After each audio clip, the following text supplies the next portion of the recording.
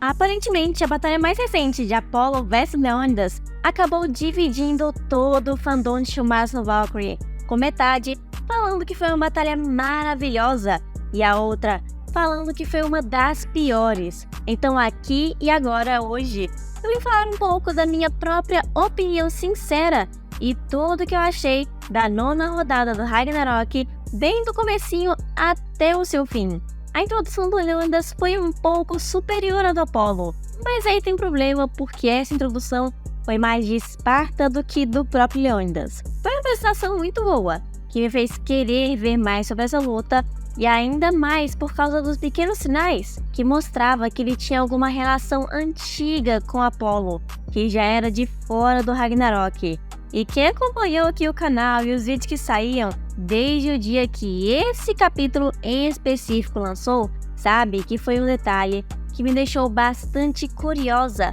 porque foi a primeira vez que não teve uma combinação aleatória de personagens ou somente por conta da alcunha, como todas as outras. Mas sim, dessa vez, eles se esforçaram em colocar algum motivo por trás de tudo isso. Mas se eu for sincera, já começando toda essa batalha, a entrada dos dois personagens na arena foram péssimas, principalmente quando você compara com todas as outras batalhas, principalmente as mais recentes, do Bale vs Tesla ou Hades vs Qin Shi Huang, que mostraram bem mais, um destaque bem maior do que todos os outros dois nessa 9ª rodada, e também deram um impacto muito bonito com cenas maravilhosas. Sem falar que o design do Leônidas foi o que mais me decepcionou nessa época, porque ninguém esperava um Leônidas desse jeito, já que desde sempre todos nós imaginamos e queríamos um espartano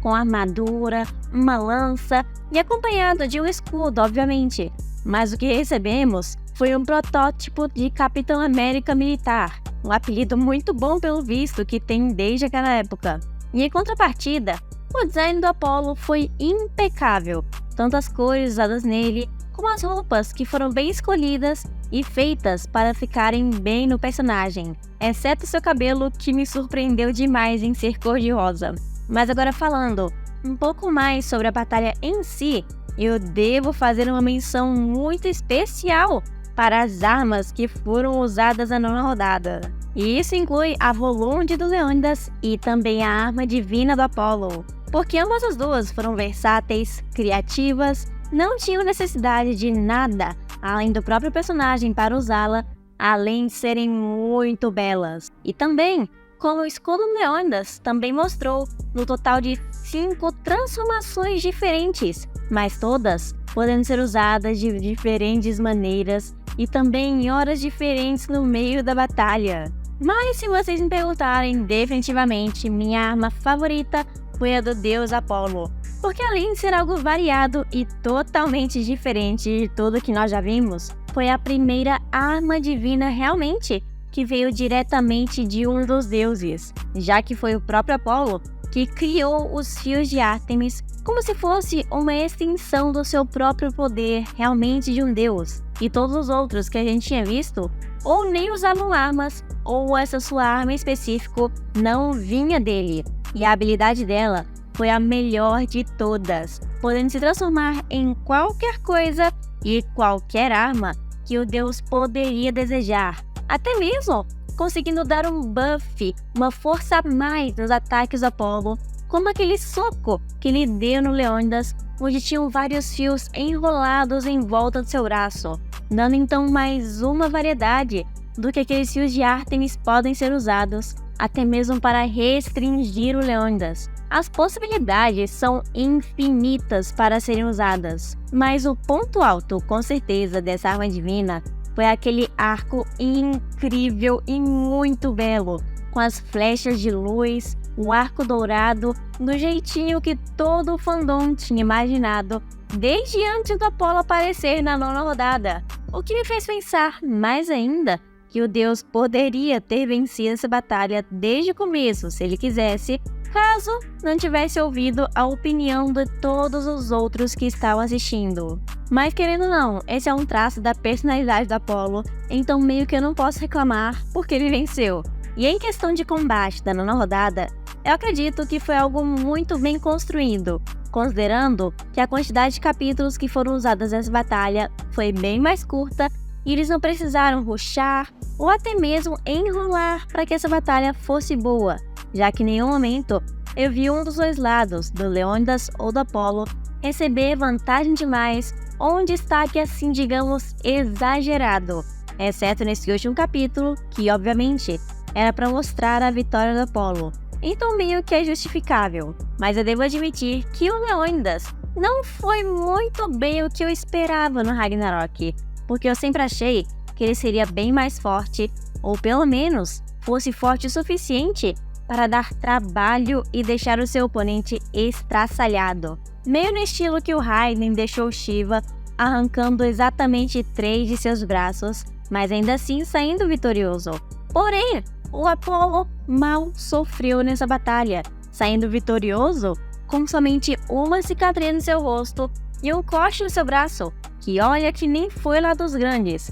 porque foi com esse mesmo braço danificado que o Apolo deu o seu último golpe, aquele exato golpe que quebrou a vontade do Leônidas e que literalmente quase atravessou o seu corpo, acabando literalmente com tudo isso. Então, se a gente for contar a batalha toda, tivemos no máximo um total de 3 golpes que Leônidas conseguiu acertar no Apolo, já que no começo da batalha, aquele golpe que ele usou aos fios para o Apolo se defender, meio que eu não conto direito. Sem falar que essa luta provou que o Leônidas nem chega na metade do ranking dos humanos mais fortes. Se duvidar, ele pode até ser um dos mais fracos de todo o universo. E para piorar a situação desse personagem, a motivação dele e o seu passado foram horríveis. Foi exatamente isso que me fez na época nem pensar em torcer para ele e ir direto pro Apolo logo. Porque o Leônidas lutava somente pelo ódio do deus, que na minha opinião,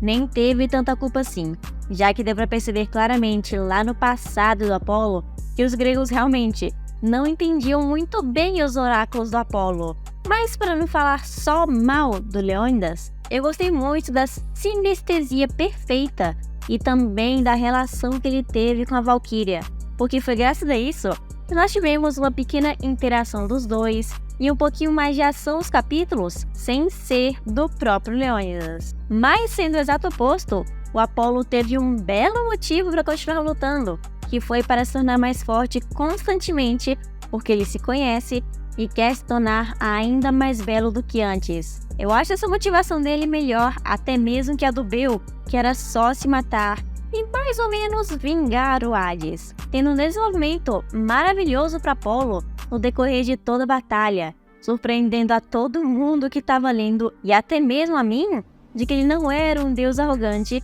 e tendo um passado muito bonito e bem significativo para que ele ficasse ainda melhor na batalha e se desenvolvesse um pouco mais. E não só falando da mesma história que nós já conhecemos, como foi o do Leônidas, contando de novo sobre a Batalha dos 300. Mas com certeza, uma das melhores partes dessa batalha foi o combate em si, sem considerar qual personagem é melhor, qual tem o melhor desenvolvimento, mas sim a forma que eles colocaram, com mais sangue, brutalidade e também ataques mais violentos e poderosos, coisa que fez com que eu gostasse ainda mais das cenas de ação dessa batalha em específico do que o normal comparada com outras. E eu espero que isso se repita na 10ª, 11ª e todas as rodadas que ainda estão por vir daqui pra frente. Mas para fechar com chave de ouro realmente essa luta, foi o capítulo final dela, que foi impecável.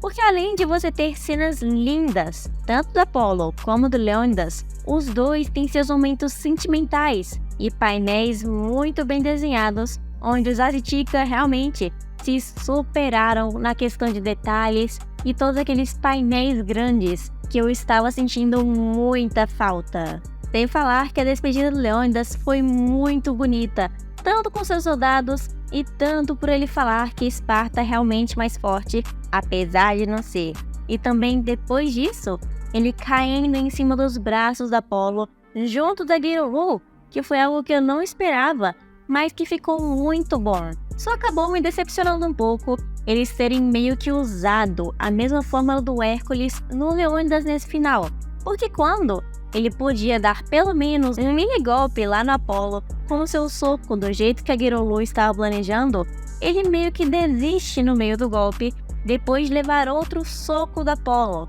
Então eu acho que eles podiam pelo menos ter trocado essa parte, porque ficou meio ruim, já que desde o começo nós vemos que o Leônidas odeia o Apollo, ele estava lutando por causa disso, e no final ele simplesmente mudou sua motivação, ou pelo menos tirou a parte do ódio e parecia nem estar mais com vontade de lutar. Mas pelo menos devemos admitir que essa nona rodada não foi nem um pouco previsível. Foi realmente a única batalha que até o fim eu não tinha certeza de quem ia ganhar, mas do mesmo jeito continuei torcendo para quem eu gostei. Então, isso meio que torna a batalha muito boa, muito bem feita, e que em questão geral eu amei essa luta, porque foi tudo muito bem equilibrado, muito bonito, e que isso poderia continuar constantemente em todas as outras batalhas. Eu só acho que o único ponto ruim é que o Leônidas poderia ter sido um personagem um pouco melhor,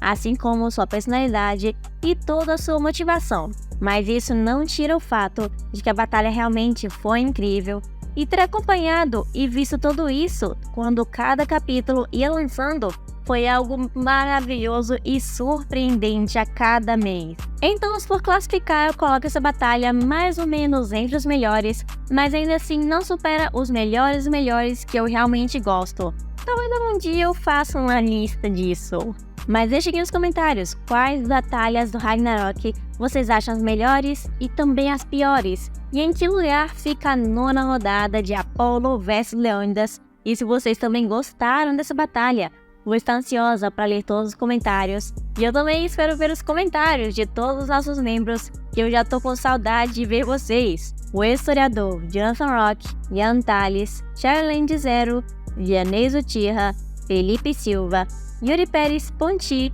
Otávio Araújo, Breno Medeiros e Glitch TV.